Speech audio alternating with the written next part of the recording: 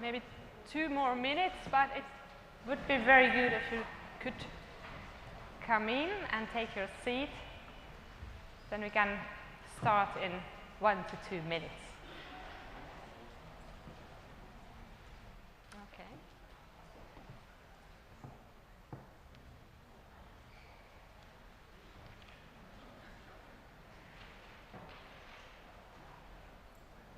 Oh, they are closing the doors there. Okay, the TV is on. Okay.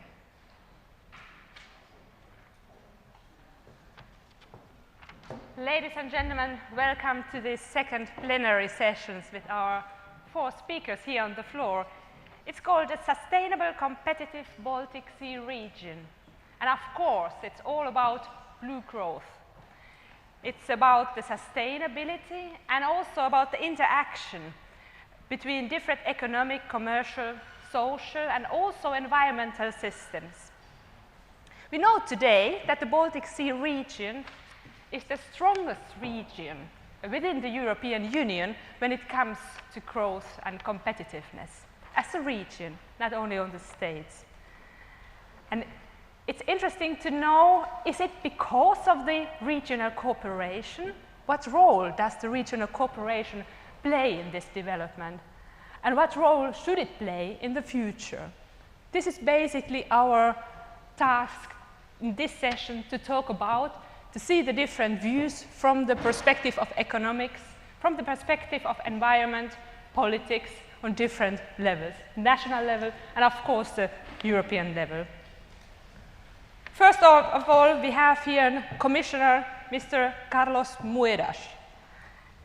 He's a European Commissioner for Research, Science and Innovation since 2014.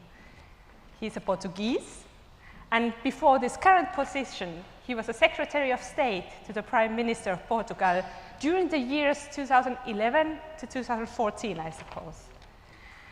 You were also a member of the of the Portuguese Parliament, sorry for that, 2011, and Senior Economic Advisor of the Portuguese Social Democratic Party during the years 2010-2011. But the Commissioner Moedas is not only an expert when it comes to politics, but his main field used to be more the financial markets. He's an expert in investment banking. I read his CV, and there are company names like Goldman Sachs, Deutsche Bank, and Eurohyper Investment Bank. And that's what his degree he also has. His background is, he had both degrees from the Harvard Business School and from the Lisbon Technical University in civic engineering. Please, Commissioner Moedas, the floor is yours.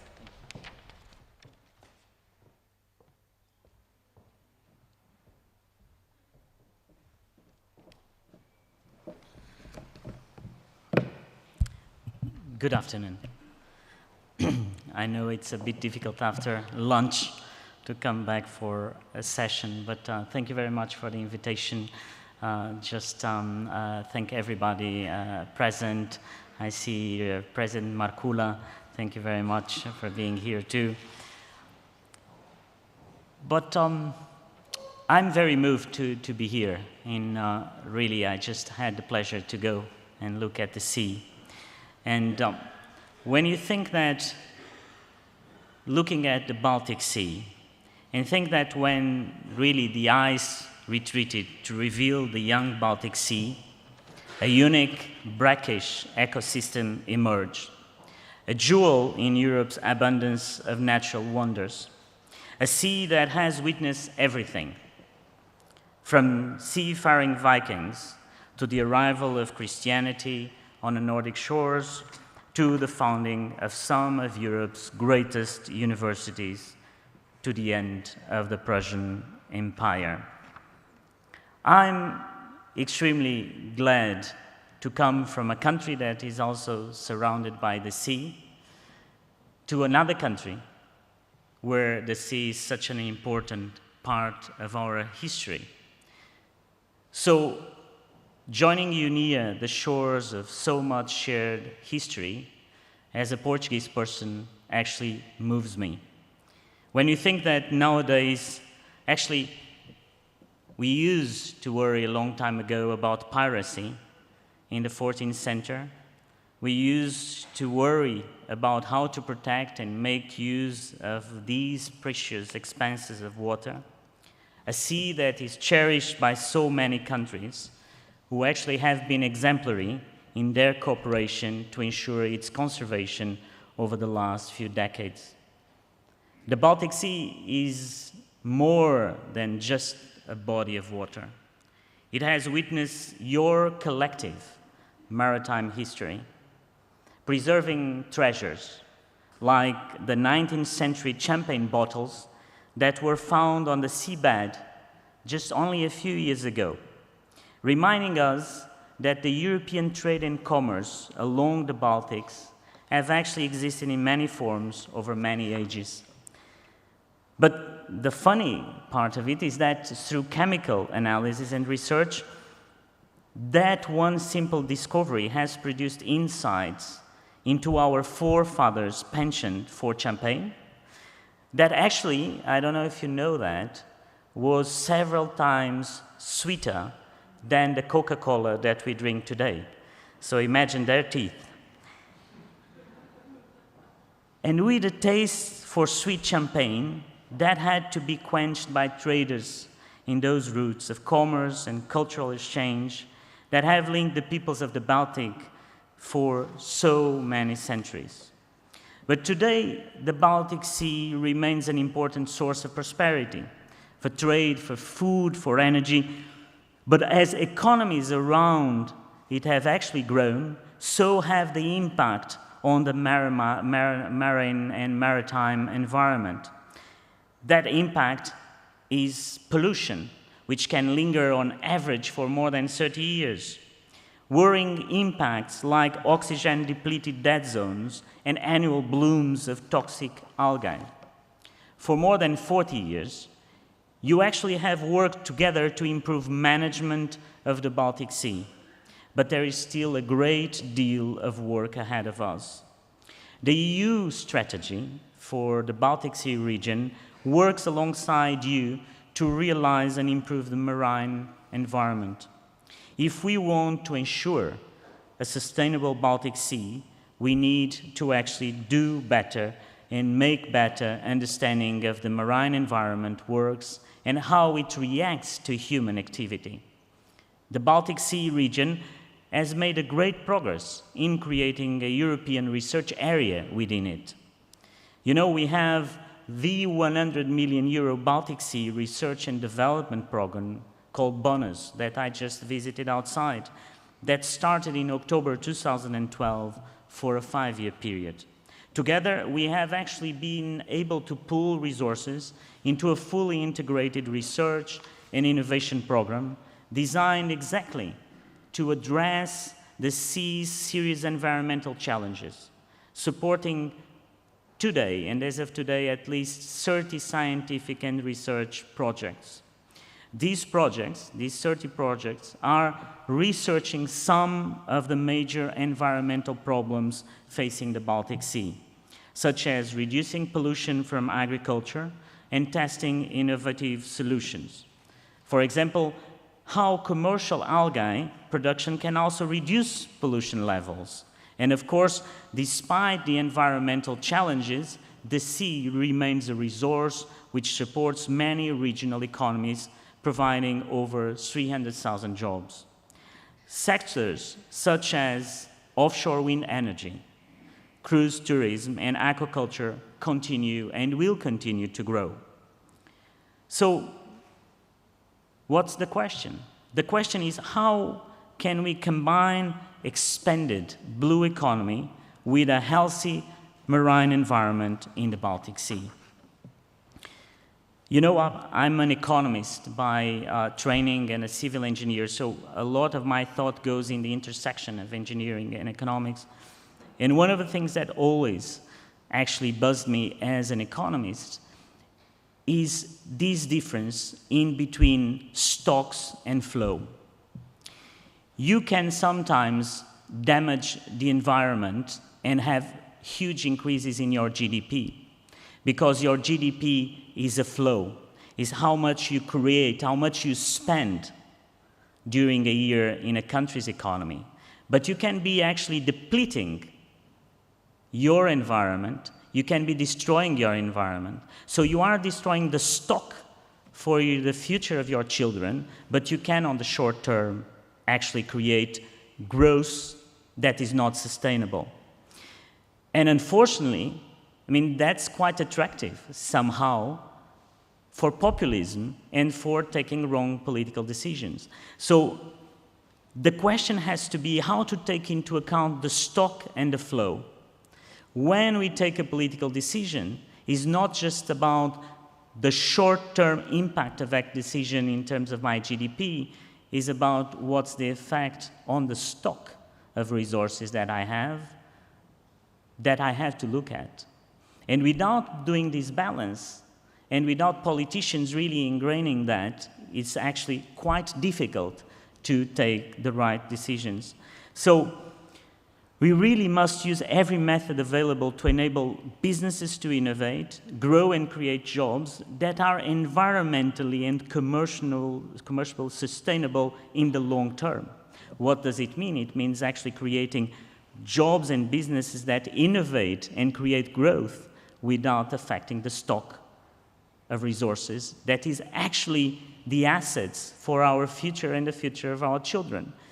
And we know that in the long term, that's not sustainable for the ones that actually do that way, but we have to create that attitude to actually be able to look at our future. So within the Horizon 2020, we need to widen participation, providing support to increase research capacity and innovation in line with the smart specialization strategies for jobs and growth. Bonus is playing an important role to widen region participation in research across the Baltic Sea region, but within the regions, further cooperation should be established. This actually applies across Europe as a whole, although there is a common regional identity across the Baltic Sea region that also is marked by differences in the level of public and private investment in skills in research and innovation.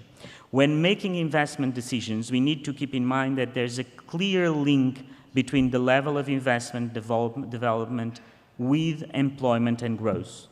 Commissioner Creto, that regrets not to be here today, and we are already discussing how can we best bring those structural funds in line with Horizon 2020. And I know that is something that actually it's at the heart of the European discussion, and then President Markula here present knows how we care about it and how he also himself cares about it. So I encourage you, when developing your region's smart specialization plans, to address the opportunities of synergies between the structural funds and the Horizon 2020.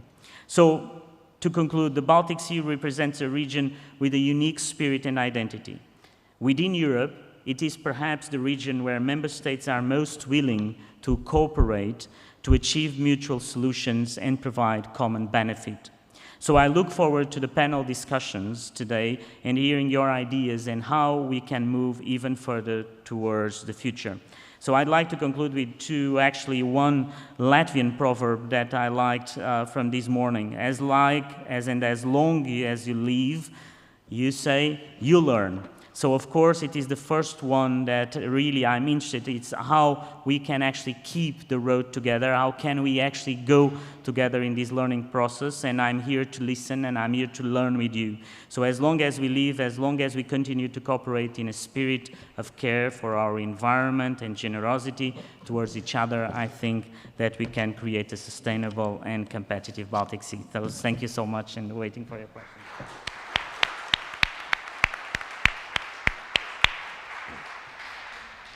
Thank you so much, Commissioner Moedas. Then we have Ms. Gunvor Ericson. She is State Secretary to the Minister of Climate and Environment in Sweden. And you were appointed end of April this year, so you're really good at have fresh ideas. And her main field of responsibility is biodiversity, water, maritime issues, chemical and waste treatment. She has been working for the Prime Minister's office in this year, but also last year. And from 1997 to 1999, you were working as the director of the party secretariat of the Greens. So nice to have you here. Please, the floor is yours.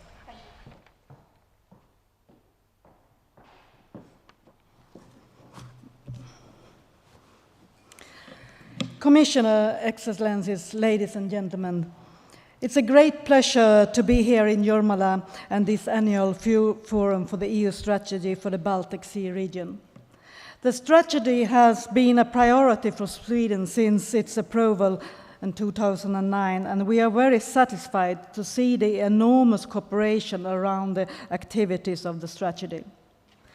A completely new cooperation has evolved around the three goals of saving the sea, connecting the region, and increase prosperity.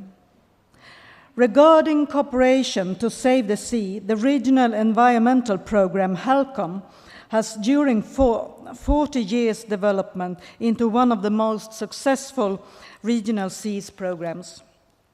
A lot of information and activities in the Save the Sea component of the strategy builds on or complements on the HELCOM work and the Baltic Sea Action Plan. During the last 40 years, a big geopolitical change have occurred in the Baltic Sea region. 40 years ago, we in Sweden had only vague ideas of how life was on the shores here in Jormala. Since then, regional cooperation has developed tremendously. Still, we have a Baltic Sea facing big challenges. Many of the environmental challenges 40 years ago are still with us, and it's not easy to get rid of the reputation of the world's most polluted sea. And we also understand why when we heard about today from the Crown Princess Victoria's speeches that her mention of the bottom seabed. The EU strategy from the Baltic Sea region has triggered and supported a large amount of new projects addressing some of the most critical environmental issues in the Baltic. Networks have been established, the exchange of experience and knowledge have been increased. In this way, we create the awareness of platform necessary to take concrete action to solve the large problems. In work with the EU strategy for the Baltic Sea region can be an important tool for this important work, which will require focus, political support, international and intersectional cooperation and resources. Under Estonian chairmanship of Council of the Baltic Sea States and its work for sustainable development, Baltic 21, good progress has been achieved. Sustainable consumption and production is high on the agenda that we are pleased to see that action on climate adaptation are taken. New important reforms have been initiated with the common fisheries policy and also the work towards a more environmentally friendly shipping. Several large-scale flagship projects within the strategy have worked with environmental issues also in agriculture. This year will be very important for the Baltic Sea environment and our inland water resources. Within the EU Framework Directive and the Marine Strategy Framework Directive, national programs of measuring are being finalized. In Sweden, for example, municipalities work to improve urban wastewater treatment, as well as sewage handling from individuals' households. We also offer grants to local initiatives to improve water quality. Time has come for concrete actions. People are worried about the state of the Baltic Sea and demand actions. At the same time, we are working a lot of knowledge. We have never before had so many opportunities and also mean to really do something concrete to save the Baltic. The EU strategy is an important tool for this work, and we cannot miss the opportunity it provides. Ladies and gentlemen, the Baltic Sea is a resource for us, which well managed will give us not only since beaches and existing tourist experience like here in Jurmala, but also fish and other resources as well as recreation and inspiration, contributing to well-being, economic development and prosperity of our societies. In fact, well managed, the Baltic Sea could be a significant engine and a driver for economic development or blue growth.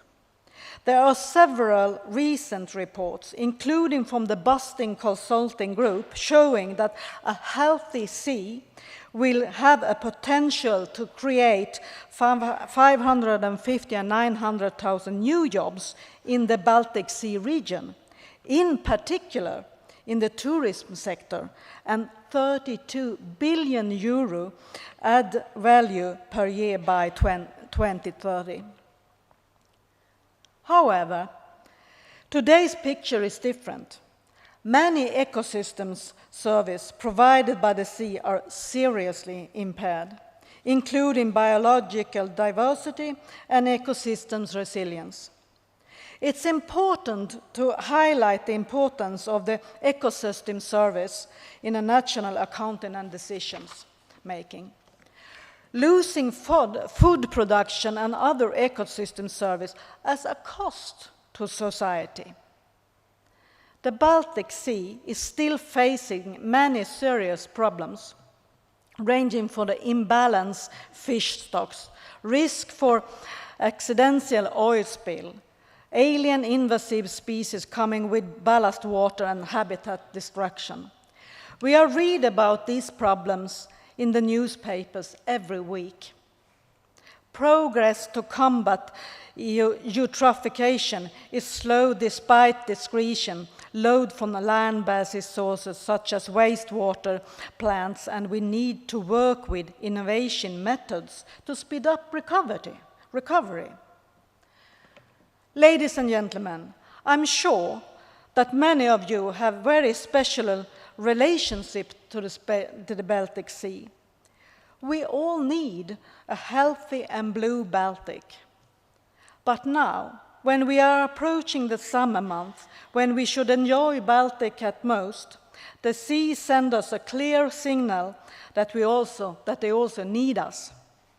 The surface of the Baltic Sea turns green in pain, and the problems go all the way to the bottom, which is dead and in large areas.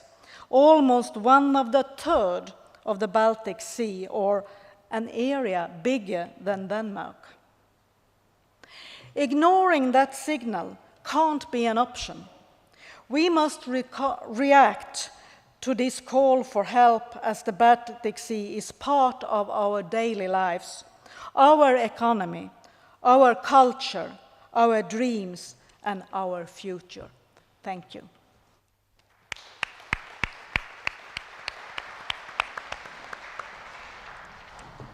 Thank you so much, State Secretary. Our next speaker is Mr. Juha Kytölä. He is Vice President for Environmental Solutions in Ship Power in the Finnish company Wärtsilä. He has 25 years of experience in this company, and today he is in charge of the global end-to-end business regarding environmental products and offering to marine and offshore markets. Mr. Kytölä had degrees in both technology and management, and I have to say that what I told you in our pre-talk, that I saw on internet a video of you, and basically, if I understood you correctly, you were saying you are developing something, natural gas in shipping, and basically you are trying to earn money by saving the sea. And this would be very nice to hear more about that. Thank you for having me here. The floor is yours. Thank you.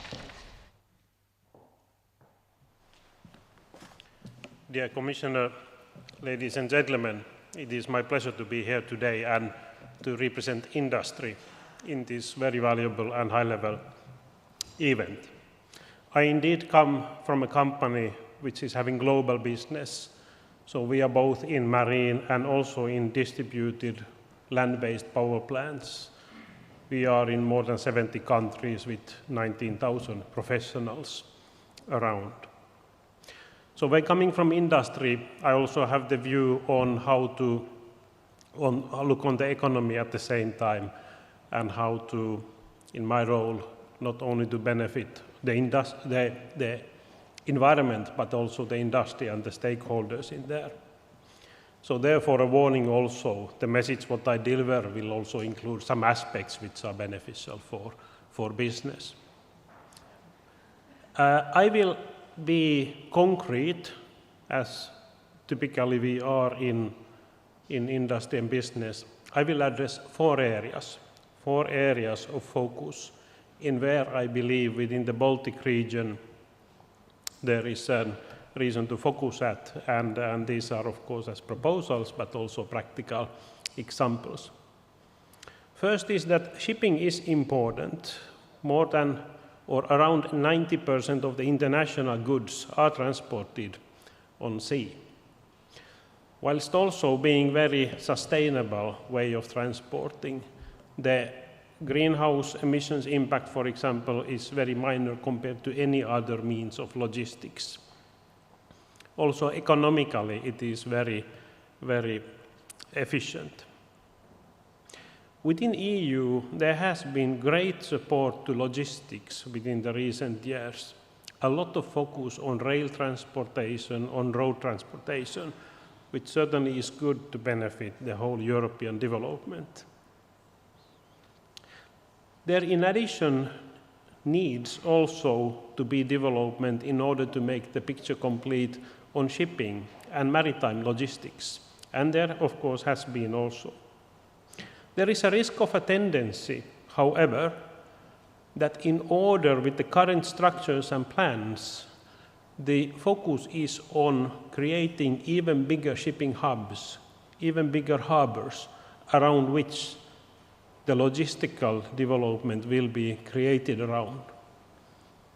Having fewer and bigger harbors means that there is actually more and more road and rail transport, whilst in the looking the environmental impact, rail and road transport does not even come closer to the sustainability achievements what can be done on sea and already is done.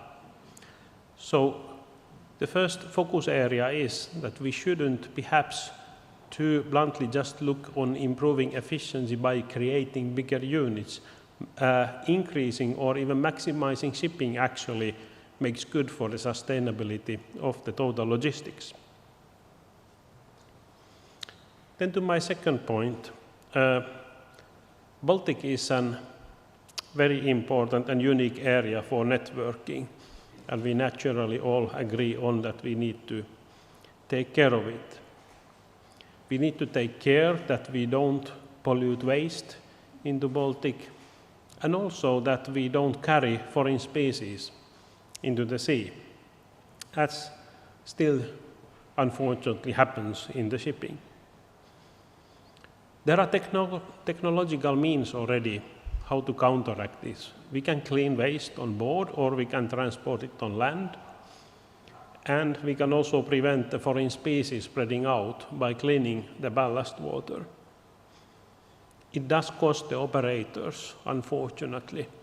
So these all need and require technologies which bring and cost for the operations. But if we look at the total picture, the cost in reacting early will, however, be smaller than acting very late, whilst the bigger impacts have been caused already to the environment. And we all know also that when the impact has been caused already, those who pay the bill are the taxpayers, mostly the nations, the EU, who have to invest into that. It's perhaps our own children who need to be then those who pay.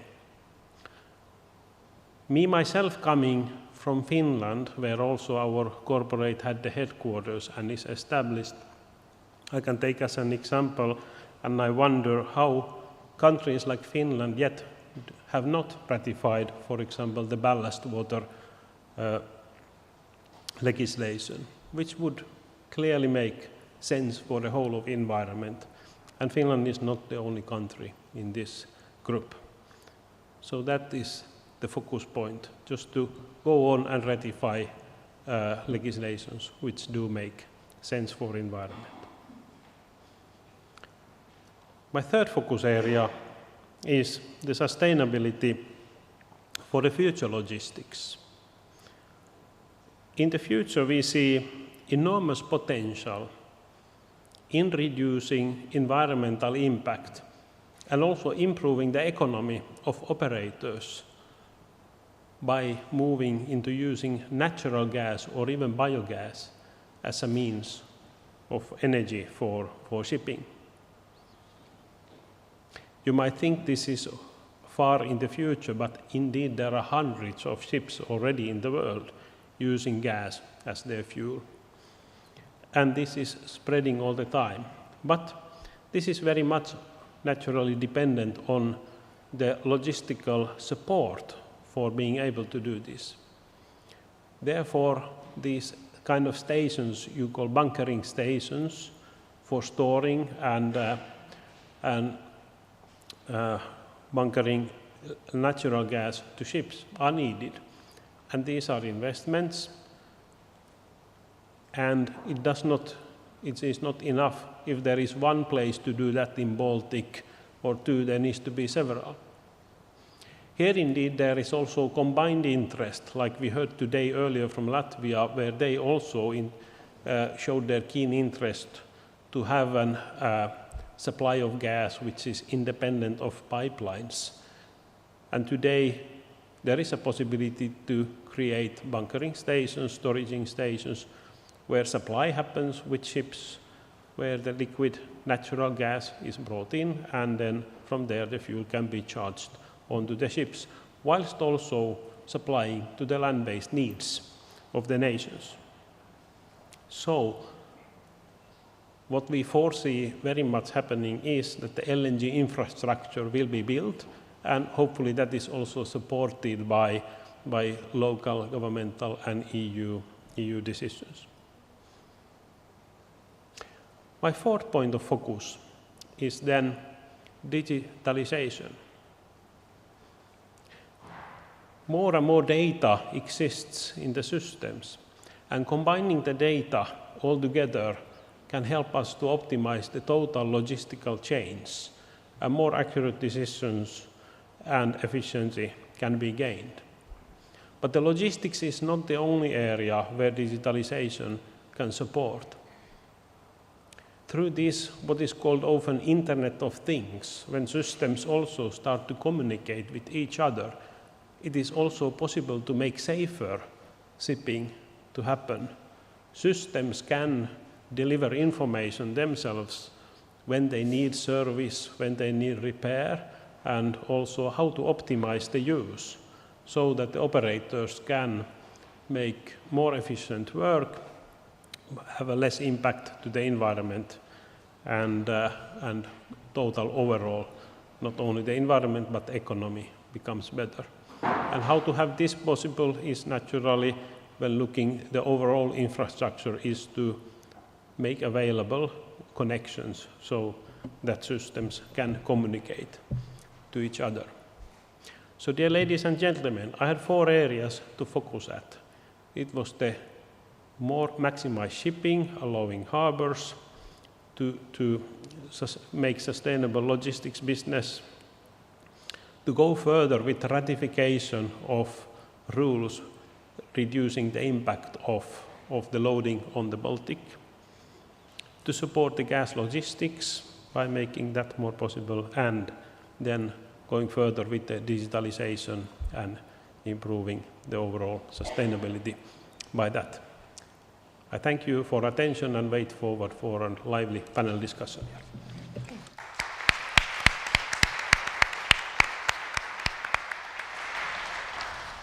Thank you very much, Mr. Kytölä. I think this was one very interesting point you made. It's not so often that you hear that companies urge the politics to make bigger steps when it comes to the environmental rules. So it was maybe something that we could talk about later more. But now we come to Dr. Fritz Koster, He's a director of the National Institute of Aquatic Resources in Technical University of Denmark. This is since 2007, you are in this position. And you have in your education is in biology, fisheries biology, biological and physical oceanography. And you studied this in Kiel, Institute of Marine Sciences. You are German originally. And before this current position you have right now, you were research director in the Danish Institute for Fisheries Researchers. It's called DIFRES. And one more point that's very crucial, I think, for us and for the audience today is that your research focus today is the development of multidisciplinary cross-sectoral cooperation in order to implement the EU, national and regional policies. So, nice to have you here. The floor is yours. Thank you. Thank you very much. Commissioner, ladies and gentlemen, thank you for giving me the opportunity to talk about blue growth, or at least some aspects of it. Because I would like my predecessor, take two examples, and hopefully I'm able to get from these examples also some generalization for other maritime sectors, focusing on one, which is a promising new sector, that is aquaculture, and one, a traditional sector being under heavy pressure, that is fisheries, and related environmental constraints and impacts. There has been a series of flagship projects ongoing in both areas. In total, I have counted 14. Looking to them on a broad brush, I would say that they are policy and management driven. They show a high activity level with good involvement of several member states. But to say something negative, little or no coverage of the value chain aspects. That means really from production to the consumer. If we are starting with the first one, aquaculture. Growth in aquaculture is to be achieved without increased nutrient loading. And that can be done. From flagship projects, AquaBest here, we have actually suggestions how to do it. For example, recirculation and end-of-pipe treatment technology, or nutrient recycling. Nutrient recycling can be done also in an integrated way, integrated multi-trophic aquaculture. Examples are given down here, where we have seaweed and shellfish production, which can be integrated into larger scale fish production, this way removing the nutrients we are loading the area by feeding the fish again. So basically neutral. However, one of the things which appeared in these flagship projects is that development was really hampered by very strict administrative and environmental regulations. Aquaculture falls like fisheries under the common fisheries policy. So it is a new activity which is introduced into an old framework where regulations are very well established. Thirdly, the linkage to blue biotechnology needs development. What is it what we are using, the products we are producing for?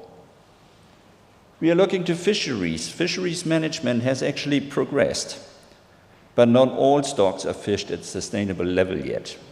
Regional implementation of the revised common fisheries policy gives member states much more freedom than before in establishing efficient management, but that requires naturally enhanced cooperation. Wild fish is a very effective thing we are operating with here. Secondly, we need clear hierarchies of objectives. That means, what is it actually what we want to optimize in fisheries? And in principle, I believe that is in any maritime activity. Is it environmental impact? Is it economic yield? Is it food in tons, nutritional value, or is it jobs? Changes in productivity through, for example, climate change, which is quite obvious in the Baltic already, require adaptation of management targets and strategies. So we are needing an adaptive management. Eradication of discards is one of the flagship initiatives inside the new CFP. That requires monitoring and stock assessment to handle this in management, but it requires also new technology, new fishing gears, new sorting, storage facilities on board of fishing vessels, and most important, actually, what are we going to use the product for? Utilization, discards to be turned into high-quality products. Finally, contamination. Contamination is an issue in seafood products in the Baltic, and we need to understand better the cycling, accumulation, and degradation, as well as effects through the entire food chain into seafood. So that it gives you basically an idea where we are with the well-established one and the new one. Then what to do? And here I've stolen a little bit from the US. That is a simplified picture where environmental impact on this axis, oops, that was too fast, I am afraid. Where environmental impact on this axis is locked against time or technology. And in the US, one is working on the assumption that that is an inverse U-formed shape. What does that mean? In our case, it means that the most scary part of the curve is where increasing production is directly linearly related to the environmental impact. And that is where we are in aquaculture at the moment. Then there's a transition phase, that is where the increase in production, which is in the red line here, could also be a different curve, but the principle holds, where the increase in production is actually decoupled from the environmental impact, and that is mostly done by implementation of technology or regulations. That's where the fisheries lies. Where do we want to get is, of course, there. Production high, but under acceptable environmental standards. Then one can, of course, discuss where do these environmental standards coming from. In our case, they are coming from Ericson, and I don't question them. I'm interested in something else. I am interested in to know how do we get from left to right.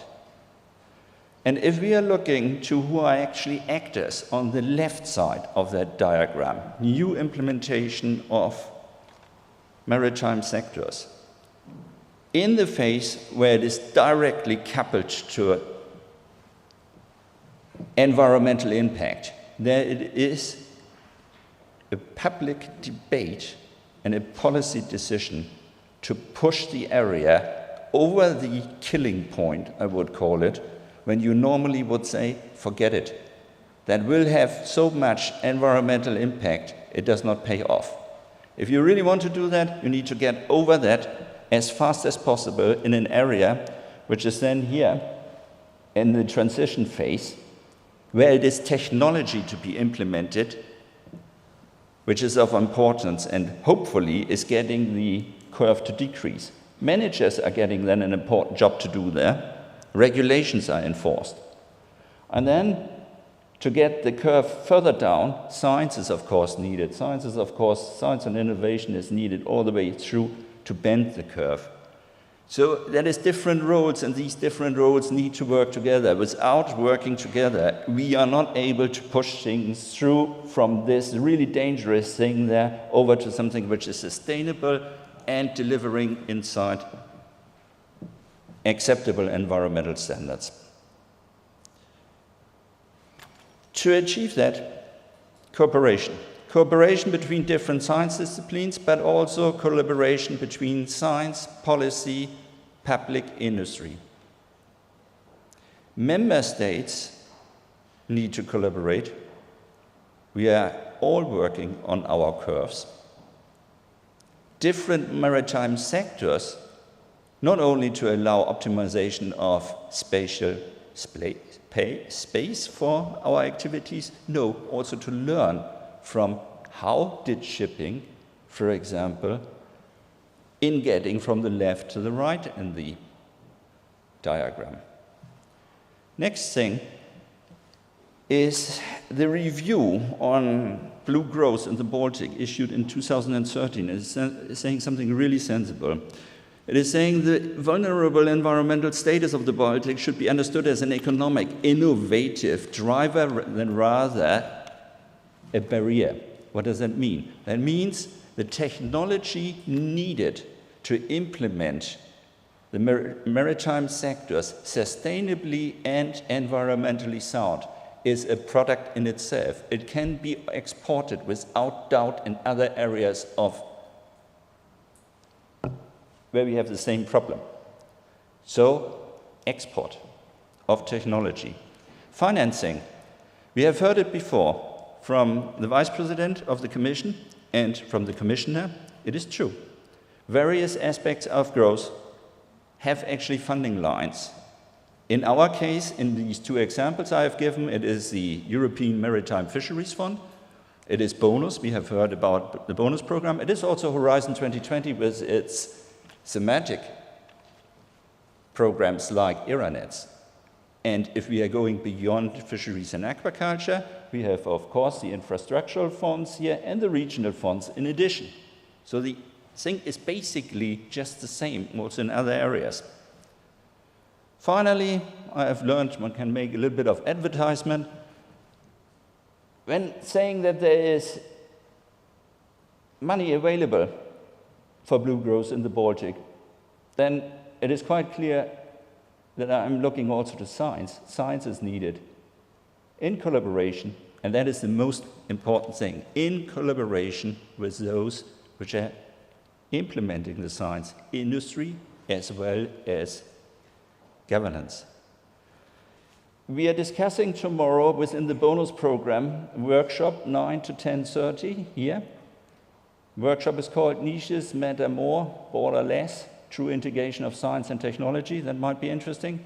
Second thing which I would suggest is, if you have time on Wednesday, there's a bonus forum policy day within the Baltic Sea Science Congress. Thank you.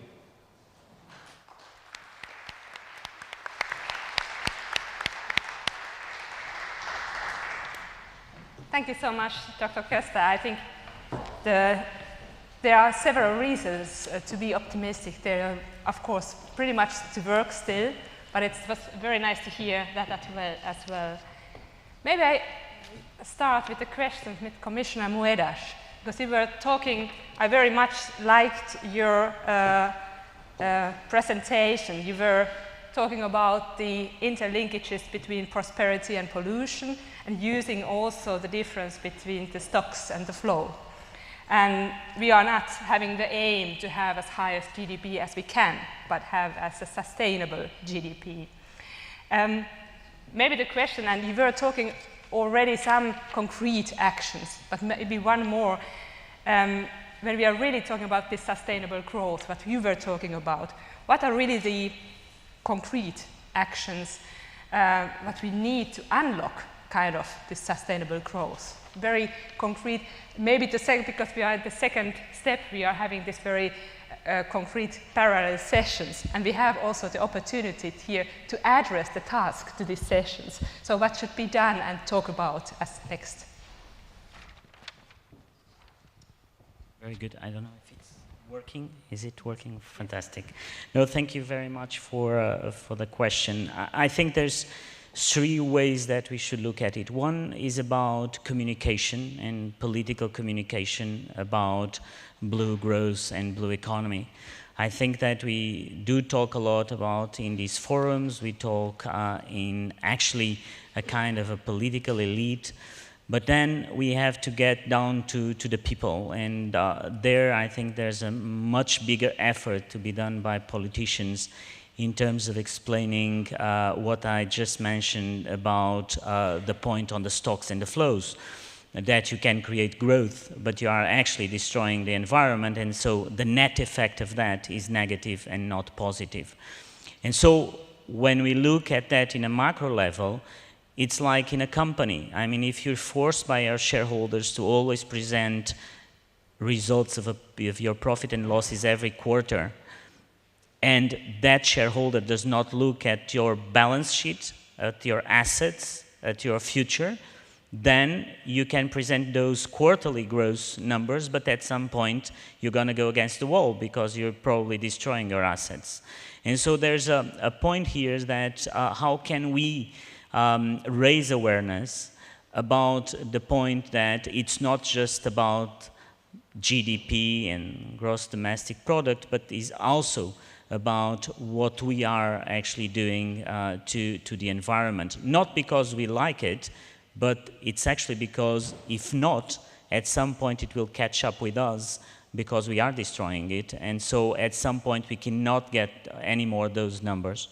So there's a problem of political communication. Then there's a problem of framework conditions around Europe, which is basically how can we lower down barriers for all these matters to happen? Do we have the right environment? How can we create more companies in this area if we have 28 fragmented markets with 28 different labor laws, with 28 different judicial systems?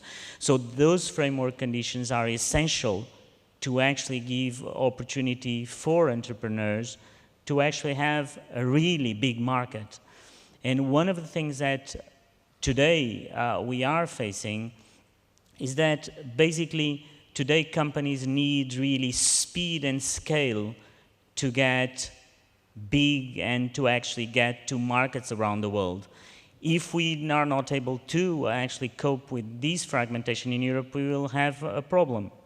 And third, more at the micro level, I think that what programs like Bonus do is actually that you can actually cross really regional strengths with the user needs. And so you can actually find ways of very concrete actions. How can you actually get your competitive advantage with what the user needs? And so you can actually create new services and new products that actually people take into account. Thank you very much, Commissioner Moedas. Mr. Juha Kytölä, maybe you were talking about also about why you are doing this, what you are doing, so environmental aspects as well. Maybe if you think about the strategy of the Baltic Sea region, we have to talk about the stakeholders. And of course, we need to have all of the stakeholders in the same boat if we are really implementing the strategy.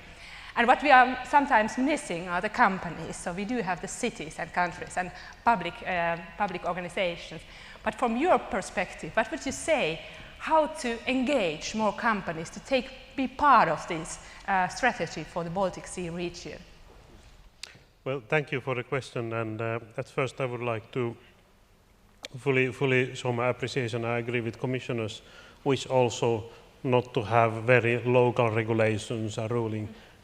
If we look for the Baltic now and the stakeholders there and the nations around, most of the countries are rather small. So if the market would be only the size of that country or so on, it's difficult to be able to create technologies that can lead to products that can benefit the environment and the economy of the stakeholders.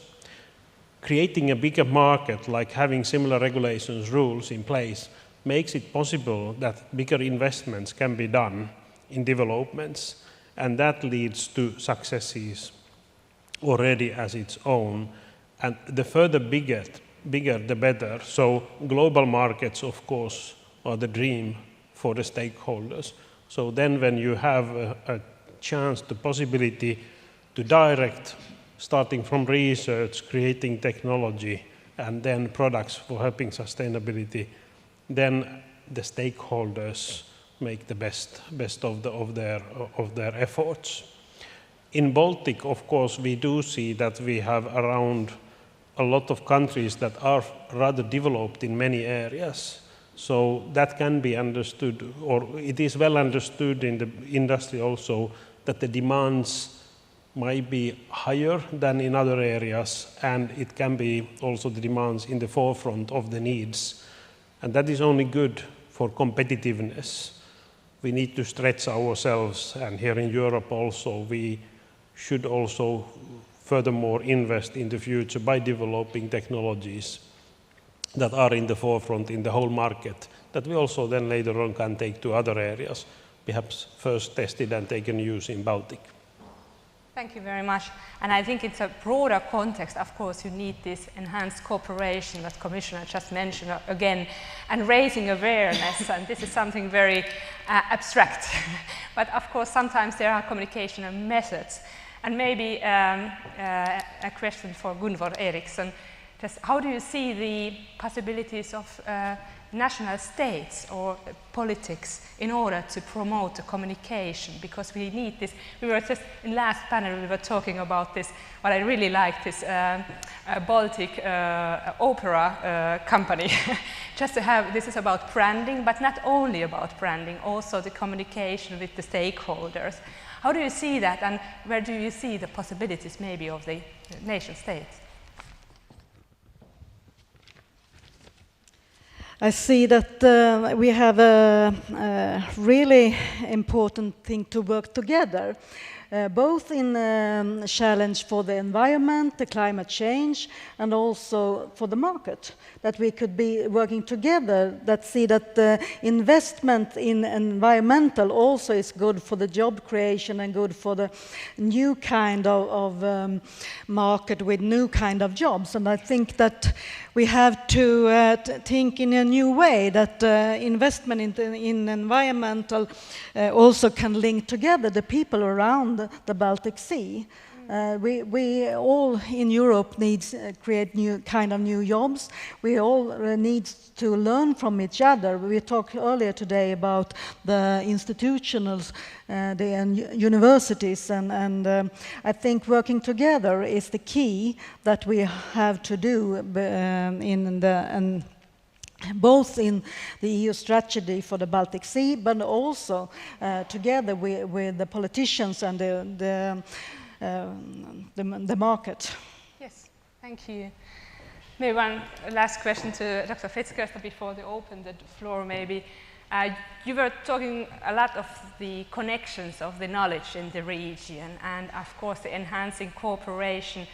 But maybe the question, we were also last panel talking about the higher education, and do we have the knowledge we need in this region? How do you see that? Is there something that we should do more, or is it about the connection? And if yes, what is to do next? What is very concrete actions to be done maybe? Yeah, I would say we have really good universities around the Baltic in different fields. Does it mean that they have enough money? Answer is no. Universities cannot be good enough.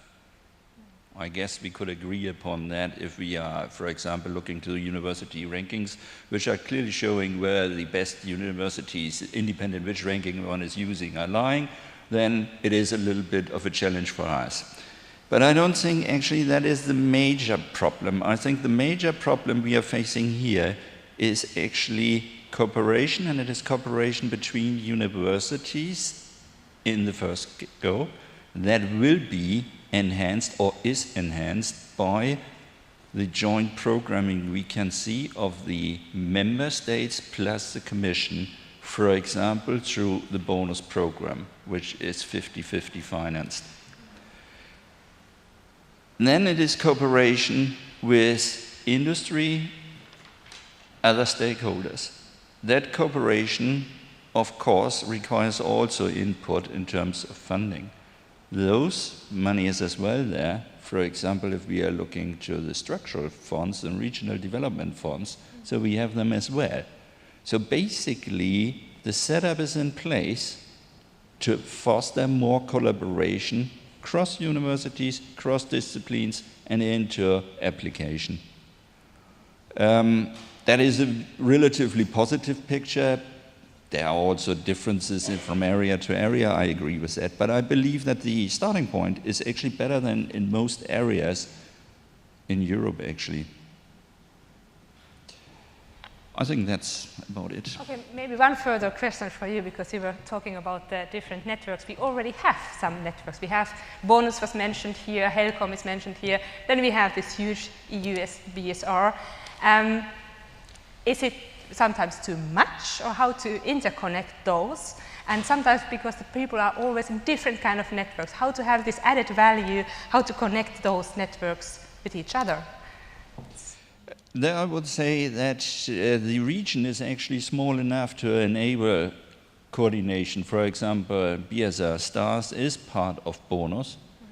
So that is coordinated, and that is of course what you want. You want to have the different programs really talking to each other and programming in the best case together. So it's a clear-cut thing, yes, that needs to be done, and I see that actually as the job which we have here. Good, thank you. A task for the working groups. Okay, and now we turn over to the questions and answers part, questions and answers from the audience, that is. So I'd just like to remind you that first of all, please identify yourself, and then secondly, ask a question. Don't make a statement, but please ask a question for the panel. And obviously the first question is over here, very keenly raising the hand, and off you go. My name is Monika Griefan. I'm coming from AIDA Cruises, and I'm very interested also in that what Mr. Kytölä said. And because we have a commissioner here, I want to ask him the question whether you see that LNG is a future, and whether you see that the Commission can help to get more equal legislation around the area, and also help to get similar regulations in harbors, because the problem is the big shipping companies who doing containers, they have normally very few ports, but if you have a cruise company, you have a lot of ports, and if you have a different legislation in each of the ports on LNG, it will be very difficult. Do you see any chance to help on that, and what do you see how the time frame would be? Because we are very interested to have a clean cruising as well. Okay, thank you. And I'll take another question as well, if there is one. It's very difficult to see. It's very dark over there. Oh, you have to, yeah, then. Okay. Then we put this question forward, and maybe also here for Mr. Kytölä, because it's a company site. Yes, please. Thank you for a question, very relevant one. So, of course, we today are in a transition period, and we cannot expect anybody to invest into such a solution like a cruise ship, which is an enormous invest as such, where you are dependent only on a few ports, and that is understandable. But luckily, therefore, there are these products that today work either with traditional fuel or with the gas. They are called multi-fuel products. So you can bunker and use heavy fuel, diesel fuel, which is whatever liquid fuel. And in the same machinery, you also can use gas. We have a good example already between Finland and Sweden. There is a ferry, which is working on the same principle.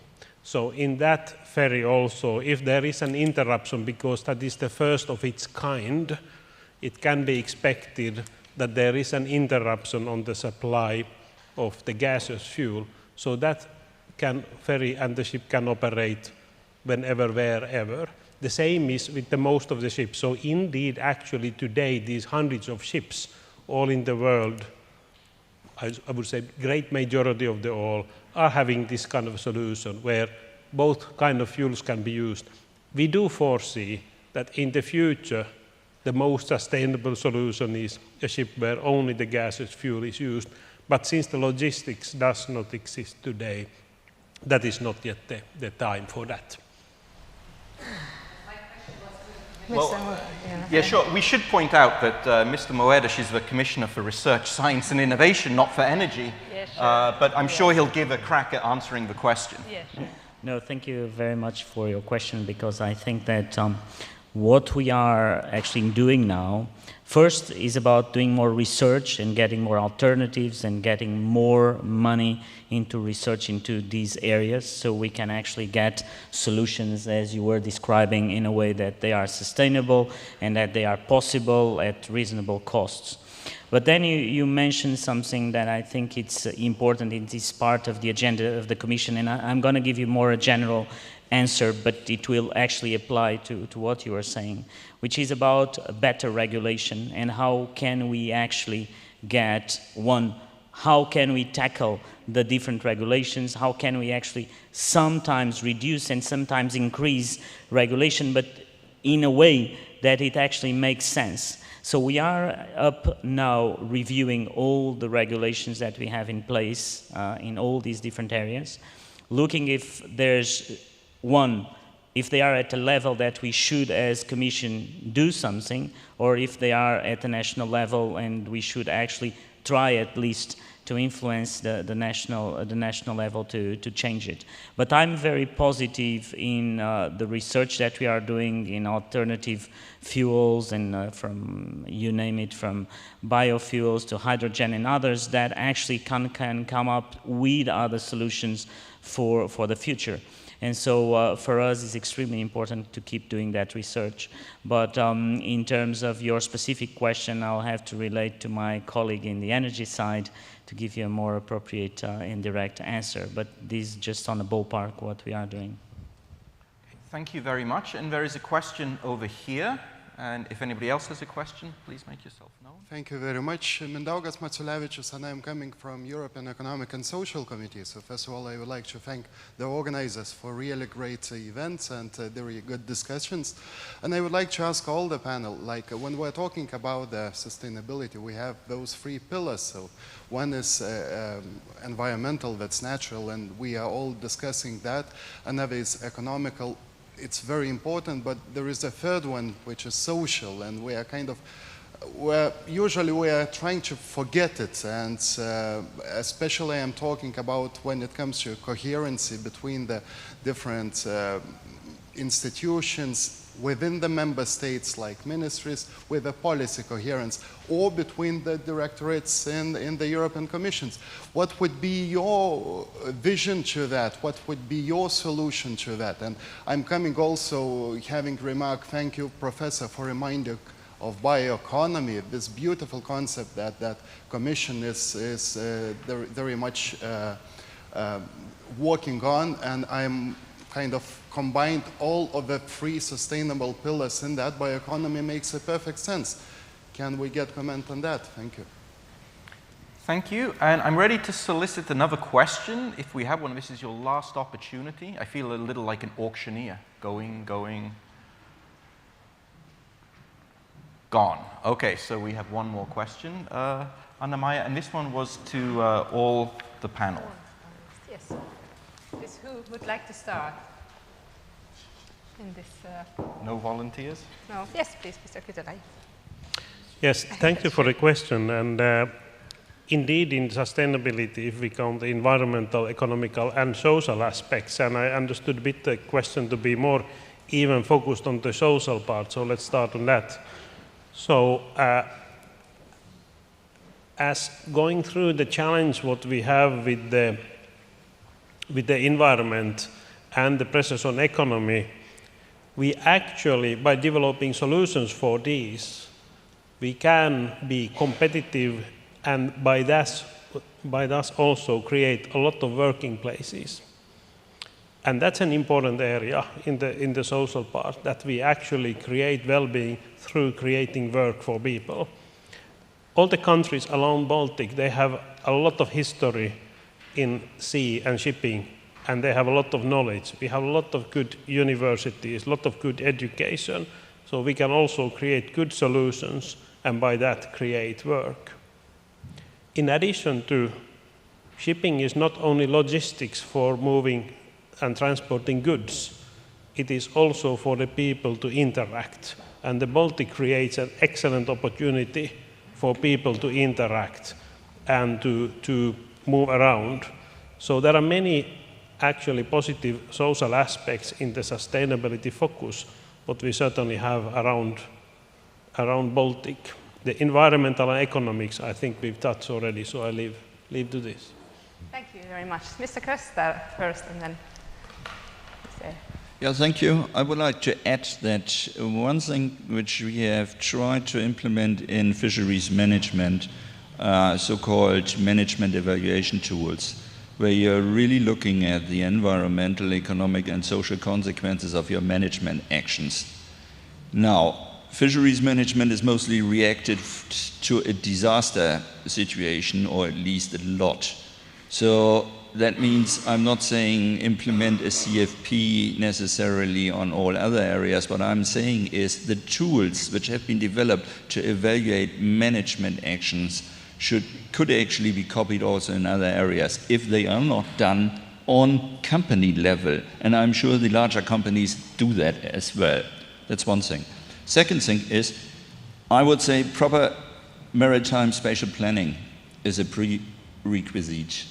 And that means, of course, that we are looking to the entire suite of maritime sectors at a certain point in one go. Thank you very much. Yes, State Secretary, please. I agree. It's really important that we see the ecological, social, and economical pillars also independent on each other. And as I said in my speech before, the environmental action is not a cost for the society. It depends that when we are investing in the ecosystem services, we also can get new kind of jobs. And when we are talking about the environmental, we also have to see that its impact on the public health. Sometimes we forget to see that the good and healthy sea also creates the possibility for healthy people. And it's, you have to remember that also the WHO set a goal 2009 to closing the gap in a generation. That means that it's a socio-economical gap. And if we do the investment in the environmental, we also can see that it's an investment in public health, because it's that we have only one Earth. So social, economic, and environmental issues is closing together. Thank you very much, Commissioner Moedas. I just wanted to bring on the point of the social side. And there's always, comes back all this idea of this false dichotomy in between environment and growth. Environment and environmental policies are good for growth. And so when you look at the three characteristics that make really Europe an attractive continent, you see that when you look at it, there's three major reasons for that. One, Europe has been for a long time the only platform in the world where countries get into a club and they converge in terms of their well-being of the people. If you look at the correlation of countries that got into the European Union and what happened to the day-to-day life of their people, there was always a convergence, and you don't see anywhere else that in the world. The second is that we are a platform of knowledge and creation of knowledge. With just 7% of the population, we create more than 30% of the knowledge of the world. And the third is that we are the only platform for social policies, social welfare. And I think that the challenge that we have ahead is how do we actually maintain these three characteristics that are so unique and make Europe so attractive. And so to keep that social welfare, to keep that social society that we actually praise and we should praise for the future, actually I think that the role of environment, the role of these policies, the role of what we're discussing here is huge, because it's the only way that we can create sustainable growth. And if we create sustainable growth, we have sustainable jobs. And if we have sustainable jobs, we have a social Europe. And so I just wanted to say that.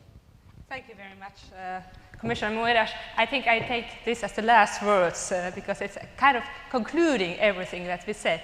And it makes the thing very complex. This is a challenging thing, the interconnections, interdependencies. But like Gunvor Ericson said, it's also about social, economic, environmental issues. And we need both of them. And I think the hopeful thing is here, like we saw also the companies, of course, are interested in. It's not about the GDP only, but it's a sustainable GDP. So, and I think one general message is also, like Commissioner Moedas said before, is like we still are struggling with these 28 different systems. And this is our huge challenge. And Mr. Koster said, put it pretty good. We already have pretty good systems here. We have good knowledge here, but we have to combine this. And I started by saying that we have very competitive growth here in the Baltic Sea region. Not in every country, but in some countries very good. So we have to just really combine this, then we have even more growth. Thank you so much for being here and taking part in these discussions. Maybe two general announcements before we quit is first, we have now parallel sessions, the workshops starting 4:30, so kind of in 8 minutes. Maybe one last sentence, because we're talking a lot of communication. The communication workshop takes place here. But when you go outside, then you see the signs for the other workshops. They are taking place everywhere here in this complex. You have time until 6 o'clock sharp. Not before, after that, because there are coming several other sessions to that room. And what I would like to stress is try to be very concrete, because try to have more exchange, not that many statements. And we have asked the note takers to define, of course with you and with the chairs in the workshops, to identify 3 main solutions. You know, we are not talking about problems anymore, but more about solutions. And this is one more topic, from words to action. How to proceed.